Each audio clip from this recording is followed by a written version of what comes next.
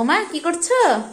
আরে ছেলে বলছে পাপড়ি চাট খাবো মা, পাপড়ি চাট খাবো। তো হ্যাঁ এই দেখো আলু সেদ্ধ করেছি তরকারি করবো বলে এখন। আর আমরা তো প্রত্যেকদিন ছোলা খাই আমি। হ্যাঁ। তো সেই ছোলাটা দিয়ে এরকম নিমকি গুলো দিয়ে ওকে একটা চাট বানিয়ে দিচ্ছি।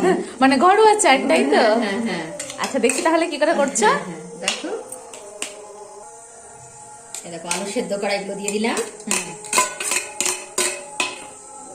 ছোলাটাকে একটু সেদ্ধ করে নিলাম।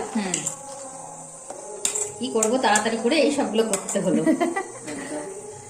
একটু পেঁয়াজ কুচি, শসা কুচি, লঙ্কা কুচি একটু মাখিয়ে নিচ্ছি সবগুলোকে। এরকম একটু লঙ্কা গুঁড়ো দিয়ে দিলাম, কাঁচা লঙ্কা দিয়েছি, লঙ্কা গুঁড়ো দিলাম। একটু লবণ দিয়ে দিলাম, বিট লবণ দেবো তারপরে, দেখে তারপরে আবার দেবো কতটা লাগবে। প্রচুর নিমকি ছিল, সেই নিমকি গুলো একটু দিয়ে দিচ্ছি। আর এক প্যাকেট কুরকুরে ছিল, তো কুরকুরেটা অল্পই আছে, একটু কুরকুরেটাও দিয়ে দিচ্ছি এর ভিতরে। ছেলের কাছ থেকে কিনে নিয়ে এসেছো? তারপরে দেখো চানাচুর দিয়ে দিলাম একটু, হেভি লাগবে কিন্তু একদম খেতে।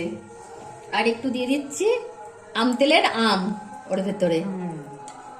বাড়িতে কিছু না থাকলে এগুলো দিয়ে বেশ সুন্দর চাট বানানো যায়।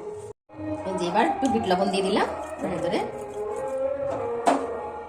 একটু গোলমরিচ গুঁড়ো, একটু চিলি সস, অল্প একটু চিলি সস দিচ্ছি, অল্প করে দিচ্ছি, তোমাদের লাগলে তখন। আচ্ছা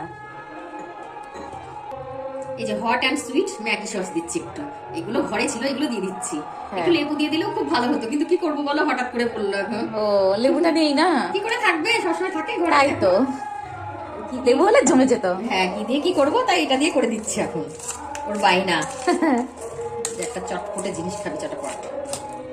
এই দেখো মাখা হয়ে গেল, এবার তোমাদেরকে খেতে দিয়ে দেবো। দারুণ লাগছে। এবার একটু সস দিয়ে দিও করে, সুন্দর করে। সসটা একটু বেশি না দিলে ভালো লাগবে না এটা খেতে। লাগবে না।